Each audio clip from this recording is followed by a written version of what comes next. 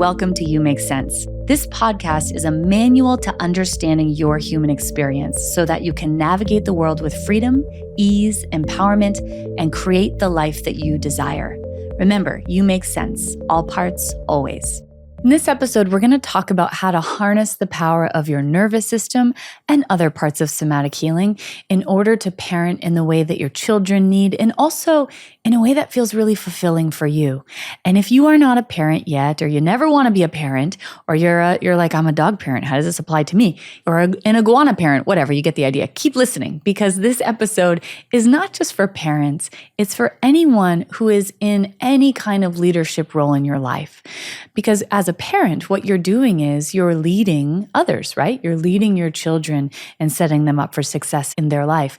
And if you are a leader in your life, that's what you're doing too, whether that's in your work, in your community, in a nonprofit, with friends, you gather friends together. So I think you're going to find that there are different components of this episode that are really supportive and resonant for you, no matter where you are in life. One thing that I just want to name in terms of parenting, if you do have children, is that I want us to be really kind to ourselves as we listen to this episode, and also generally speaking in terms of your parenting. Most good parents that I encounter, and I encounter thousands of them, are really, really hard on themselves and can tend to think like, I'm not doing things right, and how am I causing harm to my kids? And what I want you to know is, if you are engaging and listening to podcasts like this, you could be doing a lot of other things right now, but you're desiring to grow in your life and you're willing to look at challenging things, that already indicates that you are an incredible parent. And I just want to say personally, and I really mean this truly, I say this inside most of the programs that I have whenever somebody says something like that about their parenting, like, oh, I'm just worried about, they'll say things like, I'm worried about messing my kids up, or the mistakes that I've made, and maybe it's too late. And the truth of the matter is, if in my life, I had a parent who was willing to do this work, to listen to this kind of work, to be in a program and even think or say those types of things, oh my gosh, my whole life would have been different. And I might not even be doing this work I'm doing today, because one of the reasons that I do this work, of course, is because of all the challenges that I experienced myself. But my point is, my life would have been drastically different. And if I had had a parent like you, yes, you listening right now, if I had a parent like you, it would have been one of the greatest gifts of my life. So I just really want you to listen with loving compassion towards yourself. And the thing about it is, nobody teaches anyone how to parent. We learn so many things in our life, but nobody teaches us how to do this most important role. When you get other jobs in your life, there's training, you go to college for the thing, you get your master's, your doctorate, and then when you get the job, somebody trains you as you are in the position, right? That doesn't happen with parenting. You get pregnant, people celebrate you, they throw you a baby shower, and then all of a sudden, this tiny being is in front of you, and you're supposed to figure out how to do it. And what most people tend to do, really good parents, what they tend to do, because nobody gave them a roadmap, is they try to do the exact opposite of what was done to them, meaning the negative things that were done to them. They're like, I'm going to make sure my kid doesn't experience that. But then we swing the pendulum to the other side. So let's say that I didn't have, much as a child. I grew up in poverty, which I did, but I grew up in poverty. And then I have kids, and I never want my child to experience that. So I never want them to not be able to have a toy or to not have food. But I go to this other extreme because I'm projecting my own past experience onto them. So then what occurs is I buy them everything and I never say no to them. And that's a way for me to try to make sure they don't experience the pain that I did. And all the while, what I'm actually doing is I'm not setting my child up for success, because now they haven't had an experience of someone saying no to them and everything's been handed to them. And that's, of course, not what life looks like. So I just want to name, if you're finding yourself in a place like, oh my gosh, I can't believe I did these things, or what am I going to do? My child is really struggling, or I just feel lost and I don't know how to do it. In this episode, we're going to talk about, first of all, how we got to where we currently are. And I really want you to hear everything that I'm saying from the lens of loving compassion towards yourself. If we knew better, we would have done better, right? And so Today, my hope is that this is really cracking open for you why what's occurring is occurring. And not only that, what can I do to begin changing it? We're going to spend the second half of the episode talking all about that. And again, if you are in a leadership position at all, everything that I'm going to share applies to you too. So let's talk about the most important thing that any child needs. And as you're listening to this as a parent, I also want you to listen through the lens of your younger self and really think about, did I receive any of these things? Because if you did not, of course, that's going to then impact how we show up in our parenting. Now, the number one most important thing, of course, is safety. Safety is our primary human need. If we don't have safety, it's not possible, of course, for us to thrive. And what occurs is our nervous systems go into a chronic state of self-protection or dysregulation. So when we have that consistent safety, it is really the foundation necessary for our development to occur. The second most important thing is a child needs your regulated nervous system. So when a baby is born, they don't have the ability to self-regulate. Their autonomic nervous system is not fully developed yet. So that means when a baby, a young child, is in distress, they are entirely and completely dependent on the adults around them, not the adult itself. Your nervous system. They're dependent on your nervous system to bring their nervous system into regulation. Human beings and all mammals have something called mirror neurons. And that means that our nervous systems have the ability to effectively affect change on one another. So my regulated nervous system then can effectively come towards a dysregulated nervous system, so your child, and help usher their nervous system out of that distress and back into regulation. And so when a child is not capable of doing that, they need consistent connection, both physically and emotionally, in their very early years because they don't have the ability to do that themselves. So let's begin with the child inside of you. If you grew up in a home where your caregiver was not able to consistently regulate with you, not because they didn't love you, but because their own nervous system wasn't regulated, then what's going to happen is your nervous system is going to look at that scenario and say, oh no, I'm in a lot of trouble. One option is for me to be in this perpetual and chronic stress response of my sympathetic nervous system, which if I stay there, I won't be able to survive and thrive. And so then what occurs if I chronically don't have someone who's available to attune and regulate with me is that I'll shut down. I go into what's called my dorsal vagal complex. That's our state of immobilization or shutdown, where I disconnect from that affect entirely. It's sort of like all of that overwhelm gets cloaked or covered up, and I am numb or disconnected to it. If you're of my generation or older, all of our parents did this crying out method. So you put the baby in their crib, they cry and they cry and they cry and they eventually stop crying. What's really happening there is they're going from being in a high stress response. Remember, they can't self-regulate. And then what occurs is they get cloaked in that numbing experience of dorsal and they disconnect from their embodied experience altogether and their needs and their desires and the feelings that they're having. And then they become quiet. That isn't regulated. That's a deeper form of dysregulation. But nobody told our parents what was actually occurring. And then for a lot of us, we continued it with our children. So I wanted to start with what occurred with you inside of your childhood home, because if nobody taught you how to regulate, and then you went to school and nobody taught you how to regulate there, then when we have children, we might find ourselves being chronically dysregulated ourselves. And the result of that is we won't be able to support our children to come into regulation. So one of the most important, we're going to talk about what we want to do at the end of this, but one of the most important things we can give our children is a regulated nervous system within ourselves, because a regulated nervous system can regulate another nervous system. Now, also important to know that as a child develops, their autonomic nervous system comes totally online. The beautiful vagus nerve, which is how we experience regulation through our ventral vagal complex, completes its development. And now a child has the ability to start learning how to self-regulate. You even see this as a child is, they're a toddler and they no longer want to just be held all of the time. They want spaciousness. And this is them working the muscle of that self-regulation. Now, a lot of us also had caregivers whom, when we developed our ability to self-regulate, that threatened for them our bond.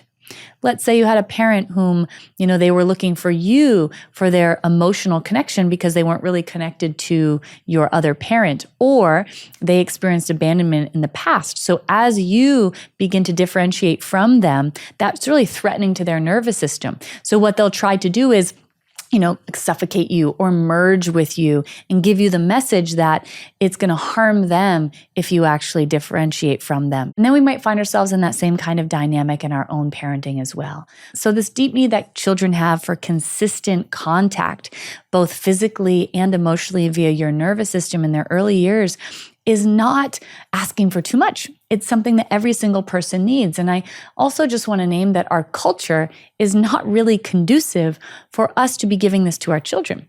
A lot of people get maternity leave that's literally, a month or two, not much time at all. And you're juggling having to go back to work and having to parent and finding childcare.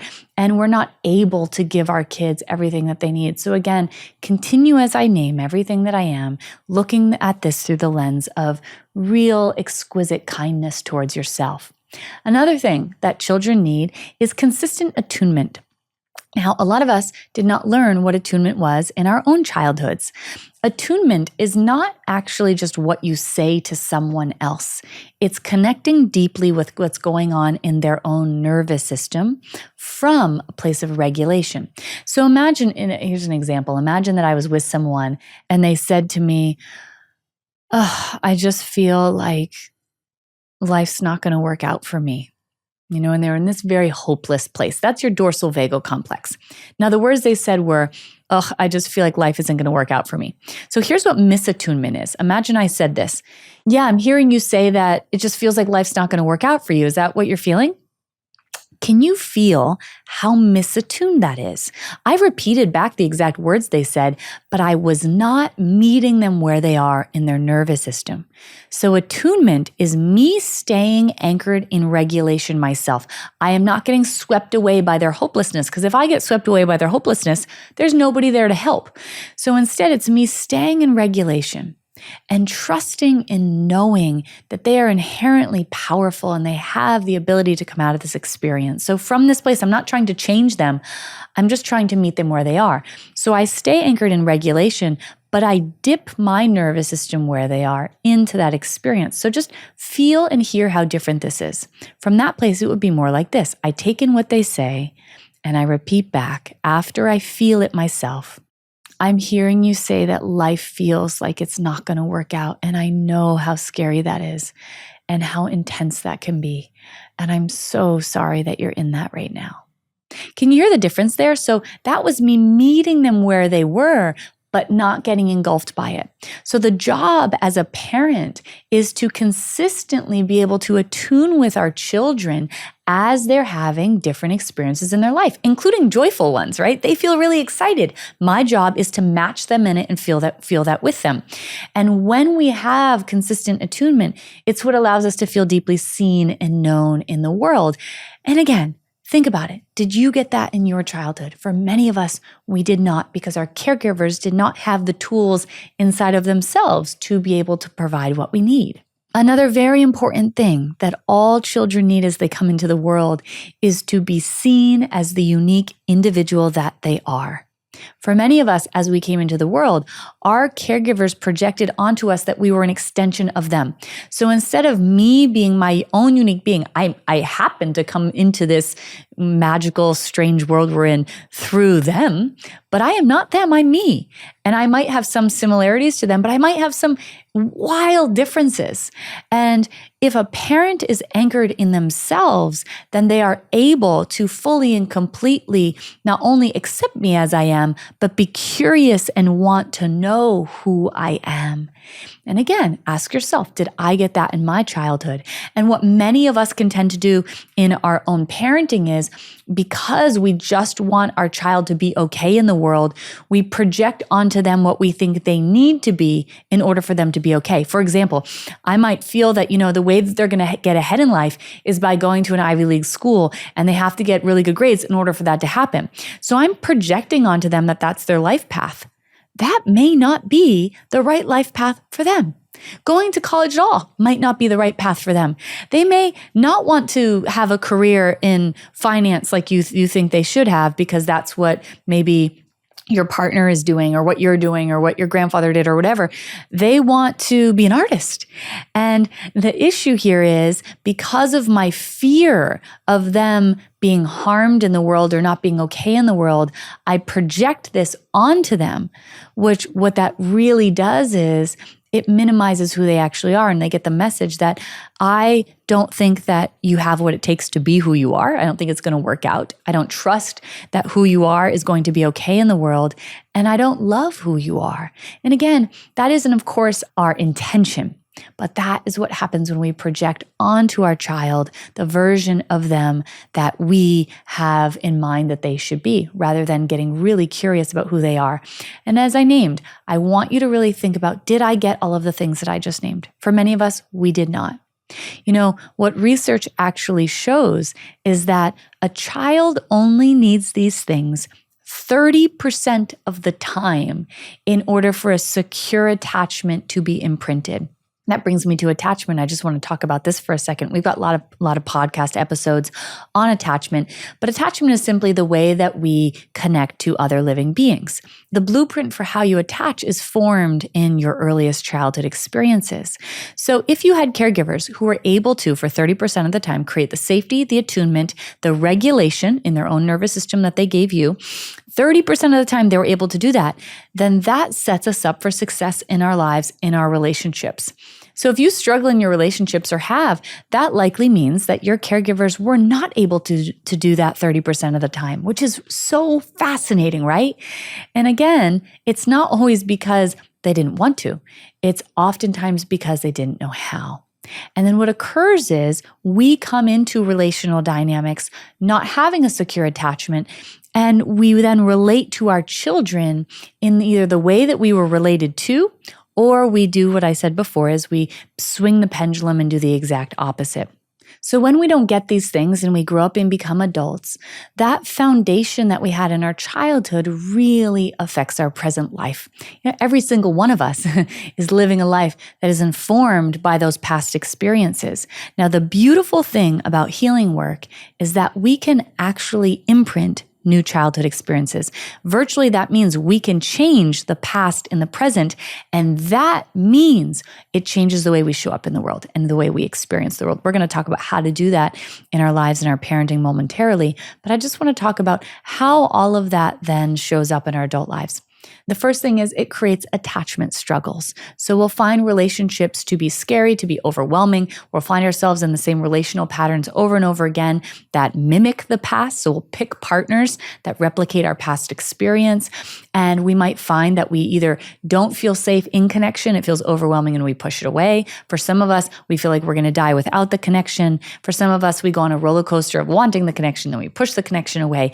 And relationships are really challenging experiences for us. Another thing will occur is we'll consistently struggle to regulate our nervous system. So we'll find ourselves not being able to process through the stress response. And as we go out into the world, you know, there's a lot of stresses in life. Our nervous systems won't have the resiliency to navigate those experiences. We may find ourselves feeling like as we are is inherently wrong, meaning I can't fully be myself or I'm inherently bad in a particular way.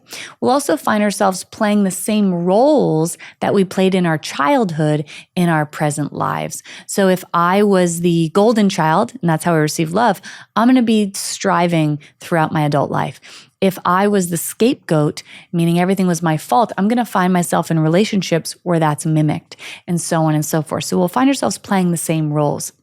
We'll also find that we have difficulty taking risks and struggle with play. By the way, play is an incredibly important thing for us to be able to embody. Play is how we deeply bond with other people. Play is how we problem solve and learn new things. And if in our childhoods we didn't have consistent regulation, play would be inhibited because play can only be experienced from our state of regulation. And we won't have flexibility. That's simply because if we don't have consistent regulation in our nervous system, we'll then try to control our external environment or people as a way to maintain some semblance of safety. And lastly, we'll struggle with communication.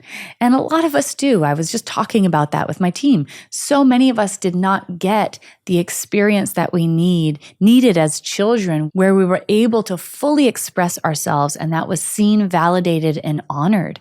And so ruptures or disconnections become really scary things for us.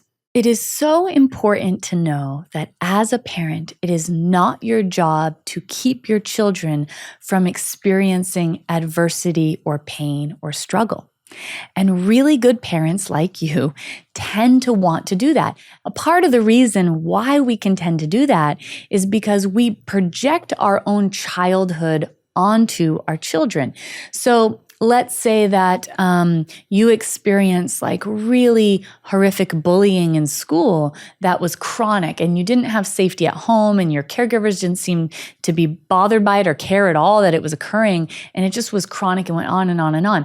Then you get your child who is now in middle school, and they are not experiencing anything like you did, but what they are experiencing is some of these normal moments of development where maybe some of the kids are saying like, I don't know why you wore that shirt. It looks so weird on you.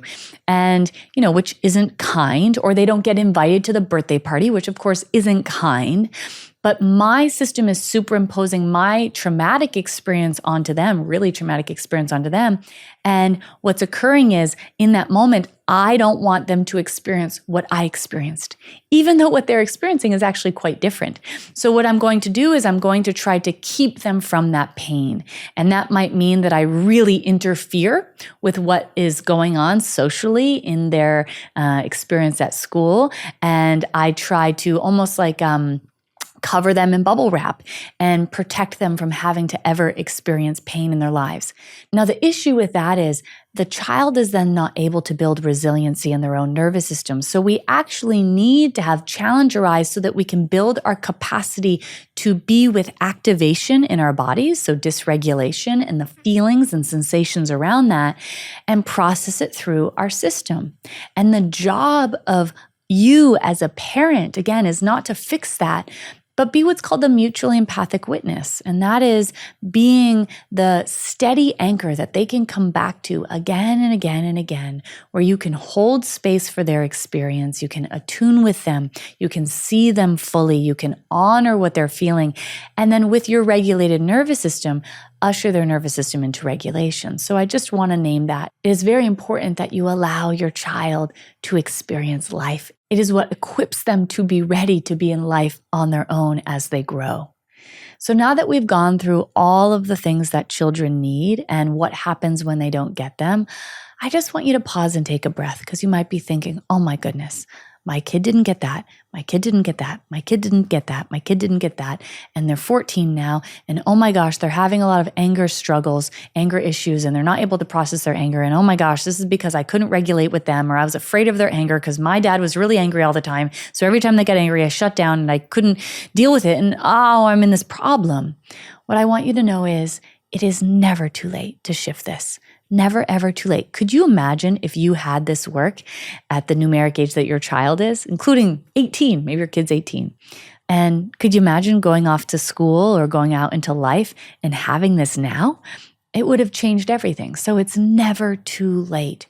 And I want you to be really giving yourself a balm of kindness that you have done the very best that you knew how. And I'd also like you to look at how much you did differently than was done to you. In all the ways that you have shown up so much more than your caregivers could, and really honoring that. So now I want to give you some practical things that you can begin doing to shift what's going on in your parenting. And also, again, if you are a leader in any area of life, this applies for you too. So the number one most important thing that you can give your kids, or the people that work for you, or the community that you lead, is your regulated nervous system. Because a regulated nervous system regulates another nervous system. And so you, as the leader of your household, it is paramount that that is prioritized, your own regulation. We have a lot of parents that come and say, like, I don't think I can spend the money on this program. It seems like frivolous, or I really should be spending the money on my kids. Spending the money on regulating your nervous system is the best gift you can give your children, because you become that, as I said, that anchoring force that they can come back to when they go out into the world and they're feeling distressed. They come back to you and your system can help theirs to regulate. That means that they can also take risks in life because you're that steady tree that will always, always be there for them. So that's really important. And by the way, you can try to fake being regulated, like everything's fine. Well, I really feel anxious inside. Their nervous system knows you're not regulated. So really investing in this work is the best gift you can give your family and your relationship if you're inside of one. So the next important thing to do is addressing your own parts. Something that is rarely talked about is that when you have children and they reach the numeric age that you were at when you experienced a trauma, if that trauma is yet to be resolved inside of you, those younger parts of you are going to get triggered when your child reaches that age. And what will happen is you will start to refeel or experience what you felt back then. And this can be so confusing for parents. Like, let's say that you were abandoned at age 6, and that's not fully resolved. Your child is 6 years old, and now you're experiencing the same panic or fear that you had when you were 6 years old. And so it's very important that we identify those different parts of ourselves, and then we become the parent to those younger parts of us. Because otherwise what happens is it's like a young part of you is parenting your kids. Another example of this, I go back to that example I gave of having an angry parent that maybe didn't know how to control their rage and it just came out all of the time. So all of a sudden you have a child whom is learning how to process their own anger, and they're getting frustrated and they're yelling or they're throwing something. And, your 5-year-old just doesn't know what to do yet to process anger. They need support in doing that. But what occurs is that triggers for you seeing your angry father. And now all of a sudden you're not adult you, it's like you're 10 years old. So we have a scared 10-year-old trying to parent a 5-year-old. And so many of us find ourselves in this pattern. So it's very important to identify the parts of you that are getting triggered and then learn to reparent them. We have lots of episodes on how to do parts work and do that work. And that means, by the way, being the parent means being a competent protector, which is what your child needs and your part needs. A competent protector has 2 features. Number 1, they are soft and loving. So look at like a lioness with her cubs, right? She is soft and gentle with them, and they're like biting her, and then she's just, maybe a little bit annoyed, but she's fine with it. She's really playful even with them. So she's really soft and attuned. The second thing that she also is, though, is a ferocious protector, meaning if anyone came to get near her cubs, a hyena, that softness would go away and she would become fierce and ferocious. But that ferociousness is not projected at their cubs, it's projected at outside danger. If she can embody both of those things, the cubs know that they are safe in the world. They're safe to be playful, they're safe to take risks, they're safe to be themselves. And that is what your children need from you. So embodying this work and becoming that competent protector is very, very important. A lot of us find ourselves being the soft and loving parent, but we haven't yet worked the muscle of becoming the ferocious protector. And that is really vital work to do. The next thing is becoming what I alluded to a little bit ago, that safe base that all children need. I think of this like being a steady tree, like a beautiful oak tree that's always in the backyard. You can rely on it. It's always going to be there. And so when you become that steady tree through regulating your nervous system and addressing your parts, and you are consistently there for them, you are that anchor they can always come back to. And that's what allows them to take risks in life. That's what allows them to go out in the world and make mistakes, to be seen, to be known, all of those things, because they know no matter what, you will always, always be there to support them.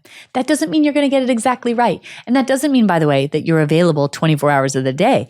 We have to nourish ourselves too. And we're going to get to that in just one second. But that you are the steady base, the steady foundation for them. And the last and very important thing is you must nourish yourself.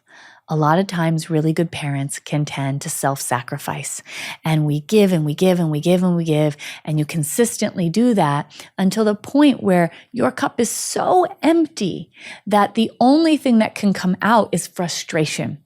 And that frustration is really a clue of your own unmet needs that you're not getting met for yourself. The more that you are aligned with your purpose, that's a really important one, meaning whatever you feel lights you up in life, the more that you embody that, the more you are giving your children the infectious energy of alignment. Have you ever been around somebody who's aligned in their purpose?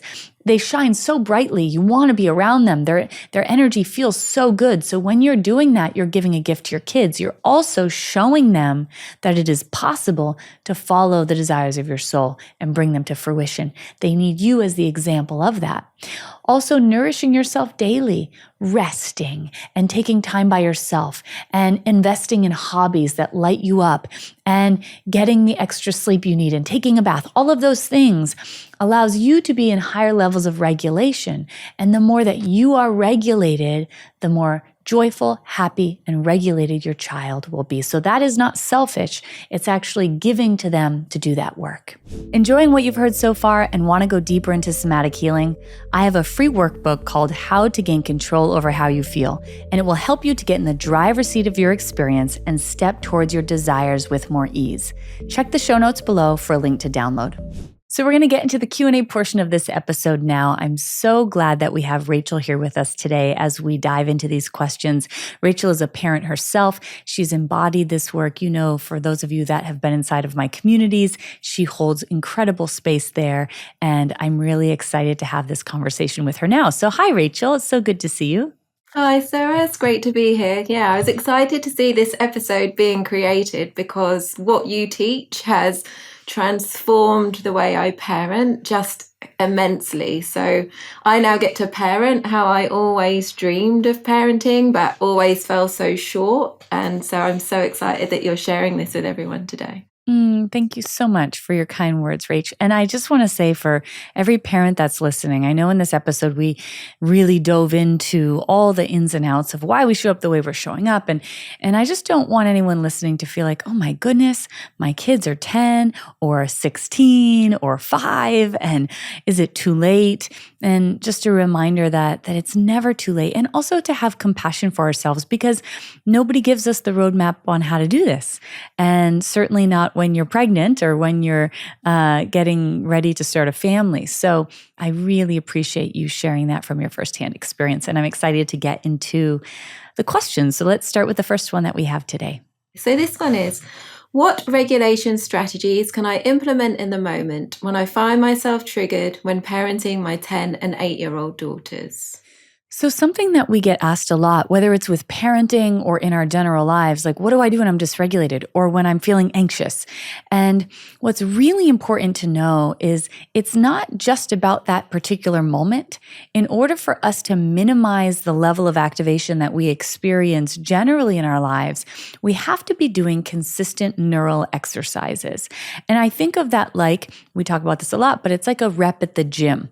So if we could imagine, asking the question like, what do I do when I have to climb this giant mountain? What do I do? How am I going to be able to do that? Well, you train so that it doesn't feel so challenging for us. And then that giant mountain can feel more like a hill. And so the goal here is that we are regulating consistently throughout our day and throughout our lives. And when we do that, two things occur. We're actually able to regulate in the moment of distress, and that moment of distress is actually minimized. It's not as extreme as it used to be. So for this person and for everybody listening, we already talked about this in the episode, but the most important thing you can do for your kids is give them a regulated nervous system, meaning your regulated nervous system. So we really want to devote every day to doing neural exercises. That's simply a moment in time where you pause and you do something that supports your nervous system to come closer to regulation.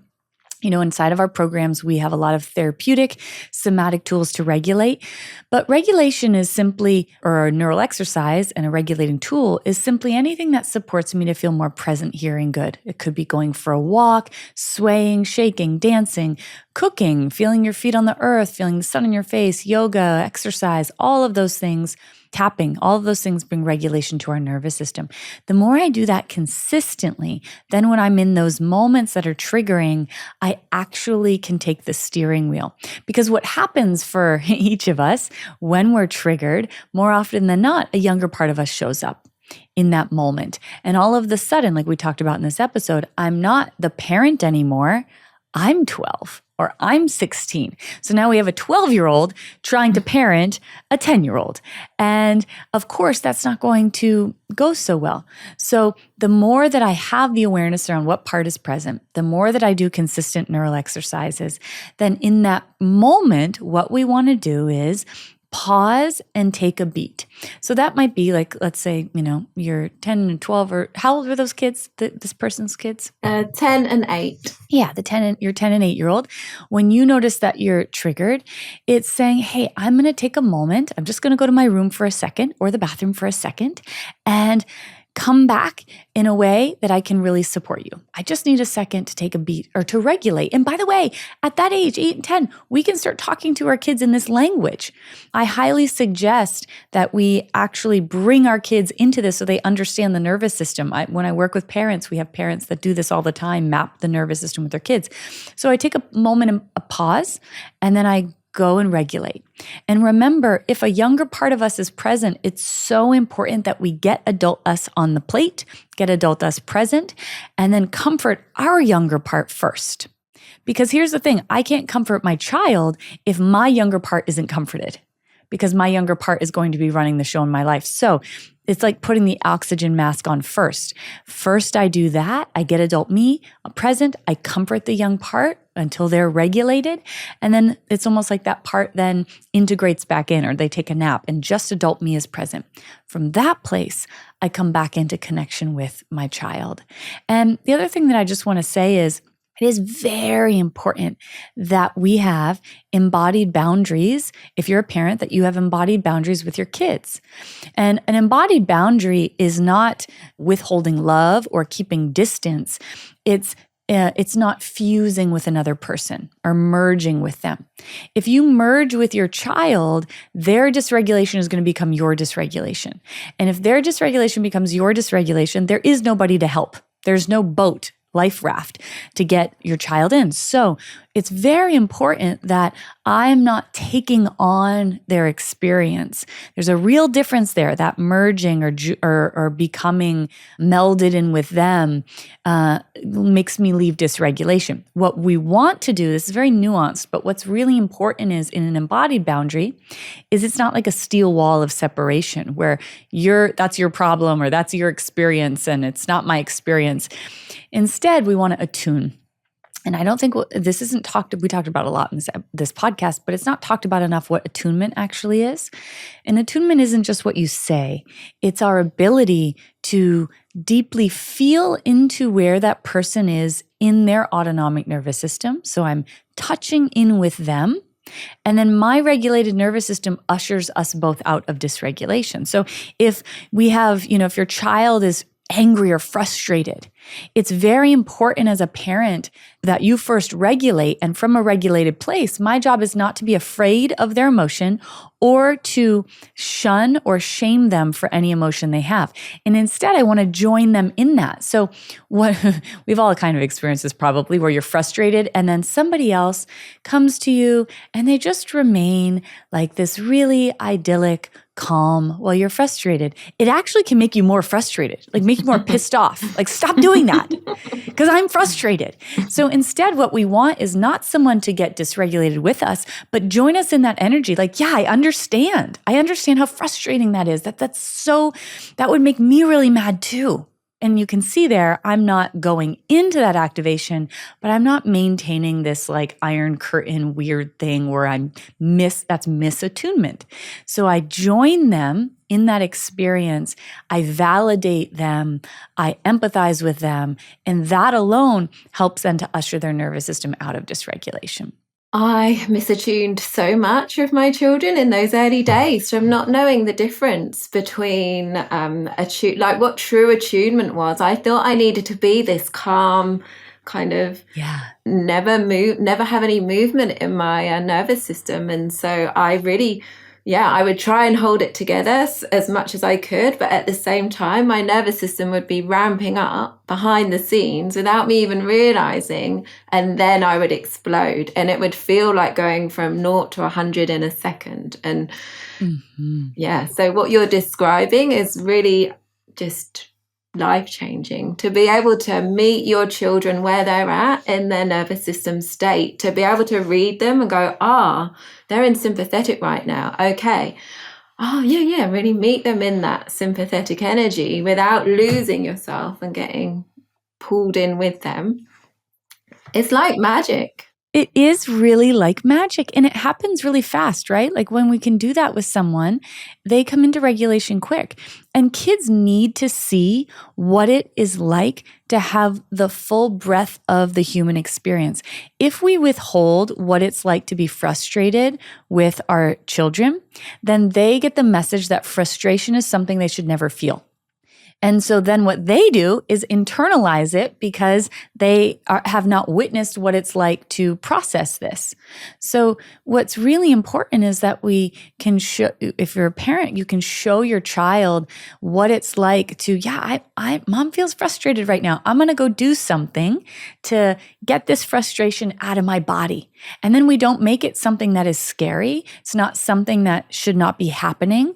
It's a normal part of life, and it's not projected at anyone. And I just wanted to ask you this because I think it's really common in parenting that the parents tend to go from one extreme they grew up in, and then to a really thoughtful parent without this work swings the pendulum to the other side. Like, I'm not going to show them any emotion. So because maybe I saw a lot of that and I don't want my kid in an unhealthy way, and I don't want my kids to experience that, so we internalize it. Did you find that was then going other places, like with your partner, like goes at them or goes in the world when you're in traffic? Did you find that it was coming out other places because it wasn't properly being processed? I found that it was coming out with my kids. Yeah. I would just try so hard to not get frustrated with them, not get cross with them, not show any of that frustration.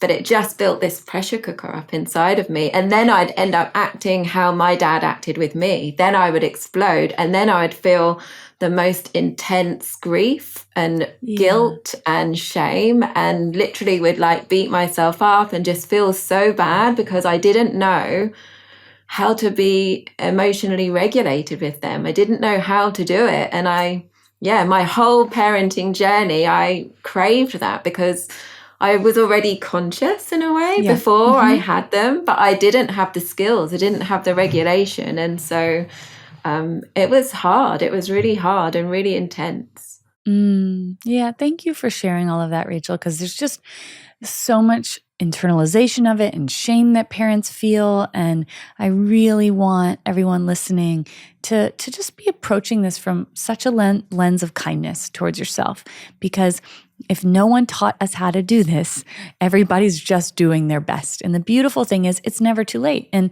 with your kids, would you mind sharing with everyone how old they are? Yeah, my daughter's 17 and my son is 13. Yeah. And thank you for sharing that, because I just want listeners to know it's never too late.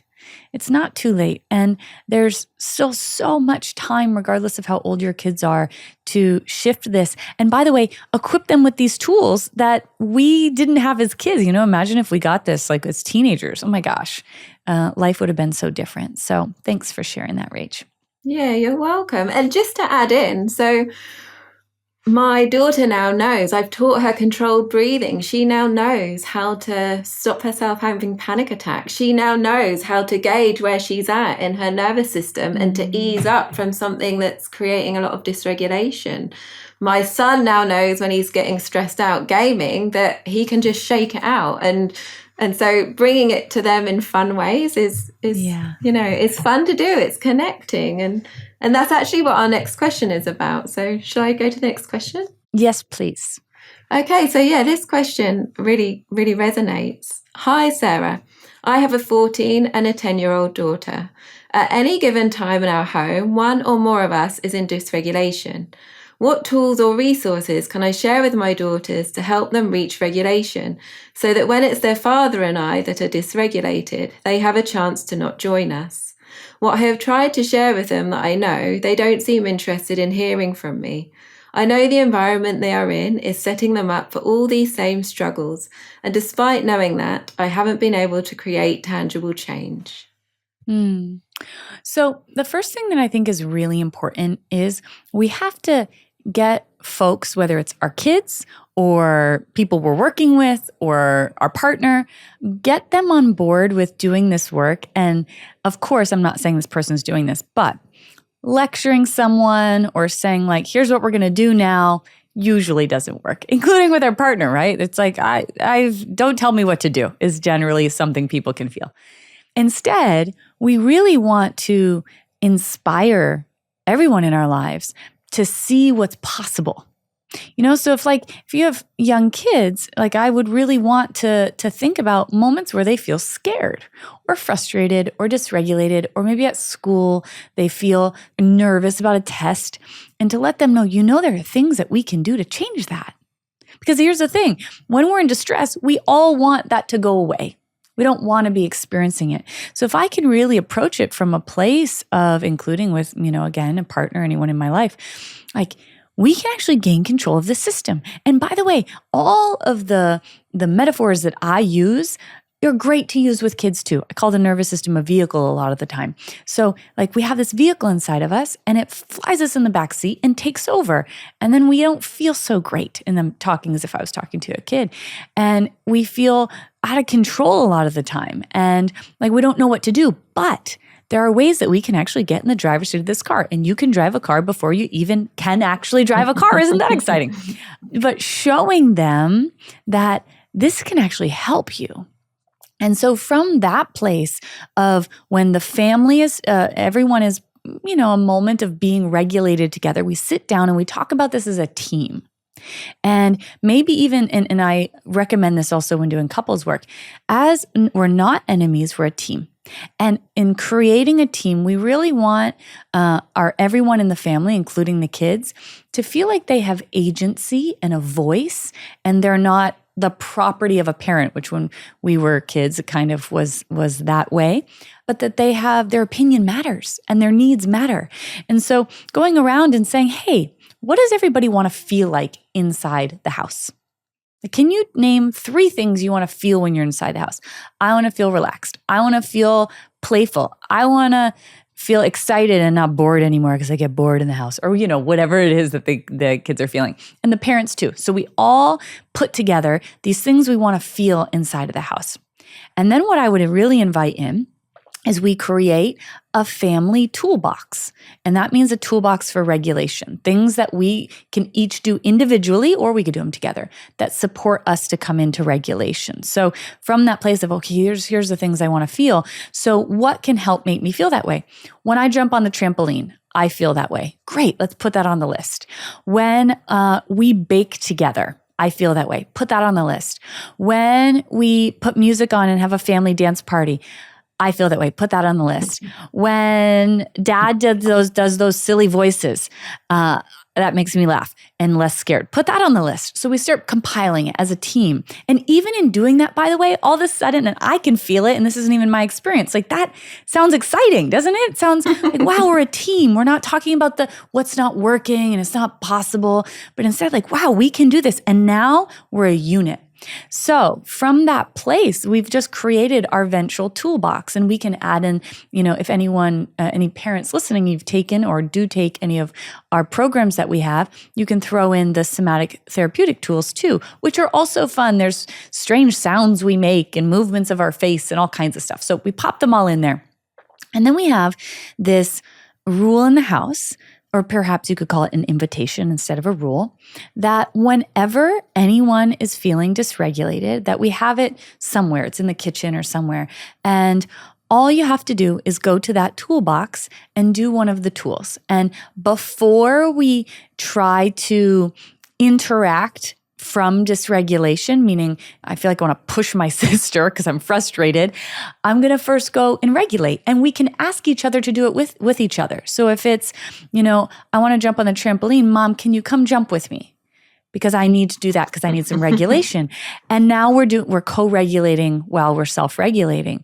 And that we then come back to solve the problem after we've come closer to regulation.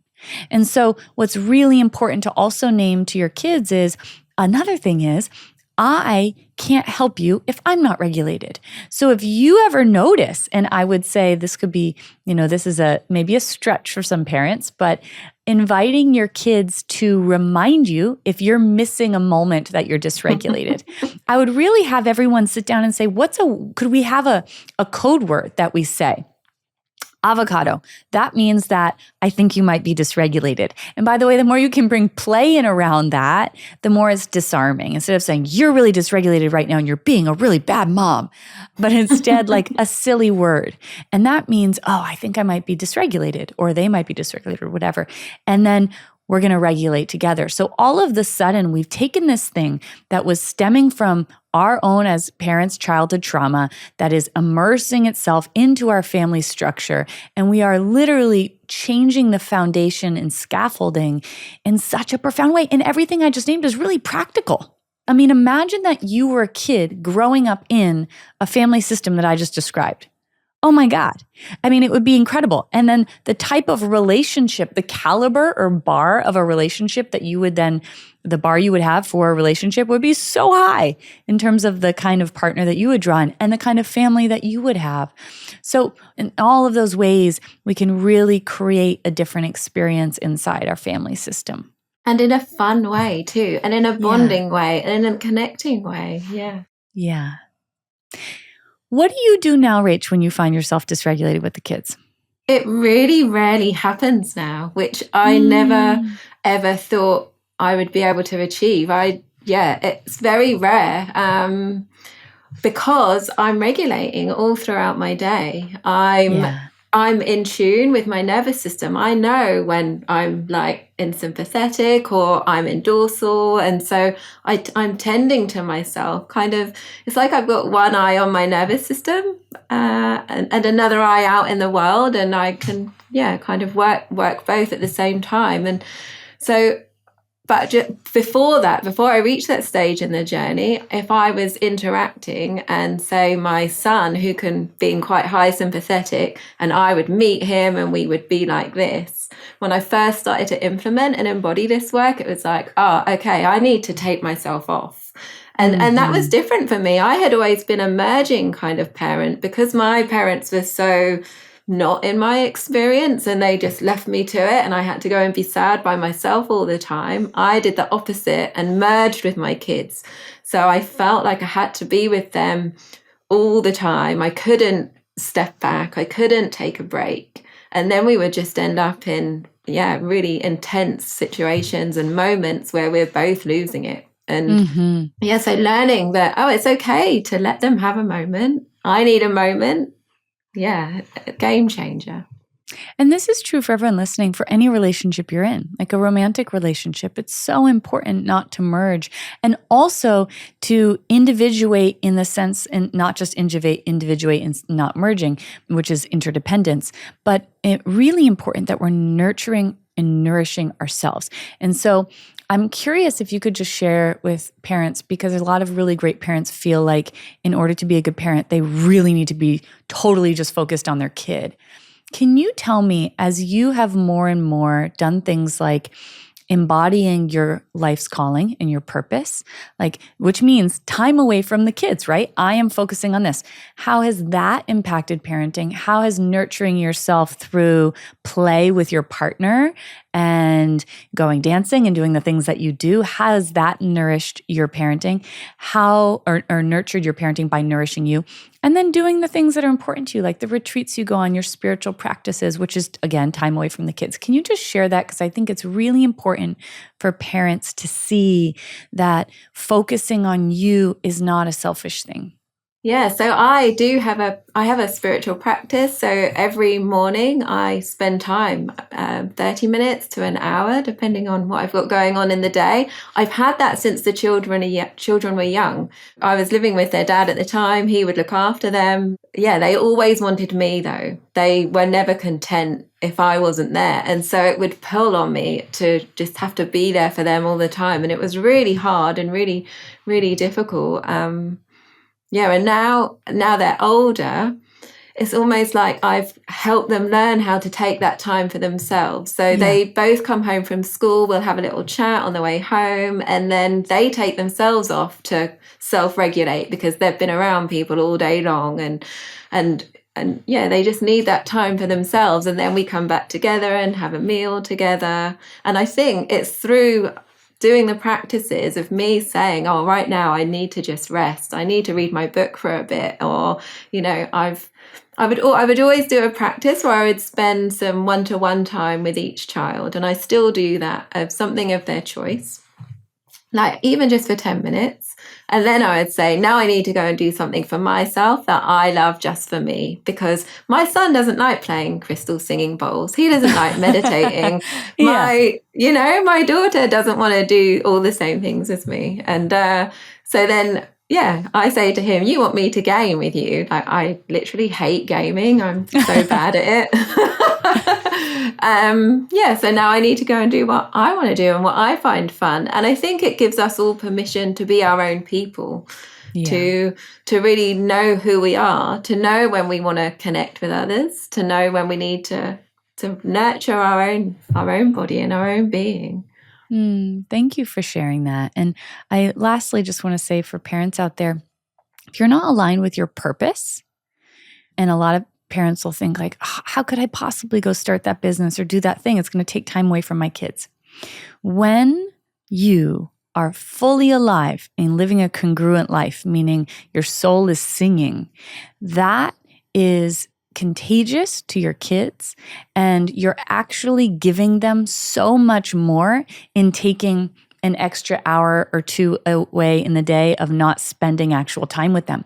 If anyone listening, you're a parent and you're in that place of like, I'll wait to do this till the kids are grown up. It is not a selfish thing to follow the calling on your life, the other calling besides being a parent, whatever that might be. Because when we are not aligned, there's a part of us that becomes dormant. It can even feel like we're dying inside. And your children can feel that.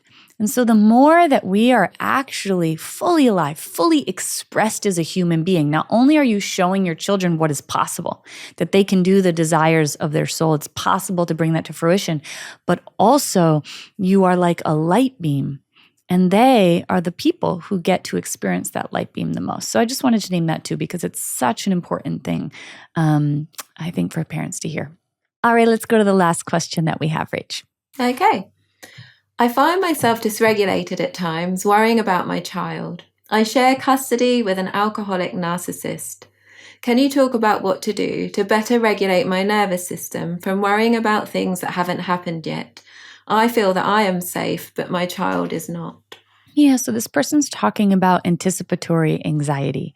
So my nervous system is predicting an unsafe future that has not arrived. And a lot of us find ourselves in this place because our nervous systems like what they know. They also like to be able to predict against bad things because then they know what they can do, like they create a game plan. So this is really an adaptive strategy. A couple of things that can help with this. The first is, really loving parents whom love their children more than anything in the entire world. And the thing that I hear most is, I just don't want my child to experience the pain I did or experience pain at all, right? And the truth of the matter is, if you try to keep your child in think of it like a bubble wrap from the world, you are not going to set them up for success in their life. Because the way that we build resiliency, and resiliency is simply our nervous system's capacity to navigate stress in our lives, challenges in our lives. If you aren't working the muscle of resiliency building, then my nervous system atrophies. And so then when I get out into the world and I don't know, I have a job for the first time and I am being held accountable and my boss is like, hey, this isn't working. You're not delivering things on time. I won't have resiliency for that confrontation because my nervous system has atrophied in its ability to metabolize and process stress and regulate through it. And then that thing, instead of it feeling like a 3 in intensity, it will feel like a 10 and I'll have a panic attack because my caregivers didn't help me work the muscle of resiliency. And so this is really different than like the tough love that a lot of us got. Like for me, like teach yourself to read because that's what it means to be a strong kid. Like that's really not acceptable behavior. But what I'm talking about is allowing your child to have their full experience and be the mutually empathic witness for them. A mutually empathic witness is someone who has regulation in their nervous system and they can come and attune with you like we talked about in the other question, but they do not try to change your experience or fix it. And all that a child actually needs is that. When you give any person those conditions, safety and a mutually empathic witness, their organism or their body knows how to process through what they're experiencing. And it's the trusting that my child has the ability to do this. When I attune with them, I listen, I empathize, and I can help usher their nervous system into regulation. But I'm not manipulating, I'm not fixing, I'm not batting away challenge in their lives. And the only way that, by the way, a parent can do that is that you have regulation in your nervous system. And also that you're not superimposing your past onto them. Like, if I had a child and my child was experiencing challenge in school, let's say, like, reading out loud at school, because that was a challenge for me because I had to teach myself to read. But my child is not teaching themselves to read. It's in a totally different situation. But what I might do is project onto them that it's the same and then try to rescue them from it. So I just want to name that. It's not your job to keep them from challenge or suffering.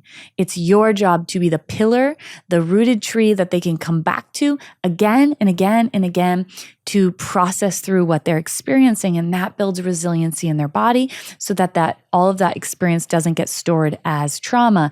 And research shows we only need one person to do that for us. So, wow, how amazing that your child has that, not to minimize what's going on with their father who's struggling with addiction, not to minimize that at all, but they have you. Thank goodness they have you. And you can be the anchor that things process through. Yeah, wow. Thank you, Sarah. I wish you had done this podcast like 20 years ago and I could have learned all this really then. Young. I would have been in elementary. No, wait, I don't know. I'm just about 40. I would have been young, but you know what? Maybe you'd listen to, I wouldn't have listened to 20-year-old me. So I don't know. Well, I'm just, from me as a parent, I'm just so, so grateful for you and what you do and what you're sharing with the world and how to nurture our children, to actually give them what they need. And yeah, it does create such a difference. I've seen it in my own family. I could cry now because my dream has come true of being able to parent how I always wanted to parent in those younger years where I was just like tearing myself to bits because I couldn't do it and I didn't know how. And now I do. And that is thanks to you. So thank you so much. And I hope all the parents listening are just going to soak this wisdom in and know that they're not alone on the journey. You're not alone. Thank you so much for sharing all of that, Rachel, and for embodying this work for your kids, for yourself, and also for being such a beacon of hope for everyone listening. So I love you. Thank you for being here today. Enjoyed this episode and want to go even deeper into somatic healing? You can join my email community for free weekly teachings, more resources, and live events. Sign up using the link in the description.